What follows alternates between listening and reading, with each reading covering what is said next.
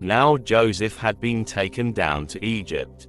Potiphar, an Egyptian who was one of Pharaoh's officials, the captain of the guard, bought him from the Ishmaelites who had taken him there. The Lord was with Joseph so that he prospered, and he lived in the house of his Egyptian master. When his master saw that the Lord was with him and that the Lord gave him success in everything he did, Joseph found favor in his eyes and became his attendant. Potiphar put him in charge of his household, and he entrusted to his care everything he owned.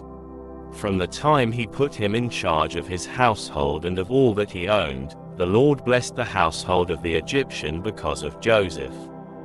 The blessing of the Lord was on everything Potiphar had, both in the house and in the field. So Potiphar left everything he had in Joseph's care, with Joseph in charge. He did not concern himself with anything except the food he ate. Now Joseph was well built and handsome, and after a while his master's wife took notice of Joseph and said, "Come to bed with me." But he refused. "With me in charge," he told her, "my master does not concern himself with anything in the house. Everything he owns he has entrusted to my care. No one is greater in this house than I am. My master has withheld nothing from me except you, because you are his wife. How then could I do such a wicked thing and sin against God?" And though she spoke to Joseph day after day, he refused to go to bed with her or even be with her. One day he went into the house to attend to his duties, and none of the household servants was inside. She caught him by his cloak and said, "Come to bed with me." But he left his cloak in her hand and ran out of the house. When she saw that he had left his cloak in her hand and had run out of the house, she called her household servants. "Look," she said to them, "this Hebrew has been brought to us to make sport of us. He came in here to sleep with me, but I screamed.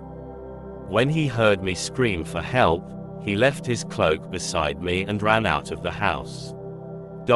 She kept his cloak beside her until his master came home.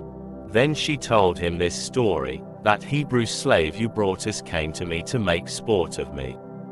But as soon as I screamed for help, he left his cloak beside me and ran out of the house." When his master heard the story his wife told him, saying, "This is how your slave treated me," he burned with anger.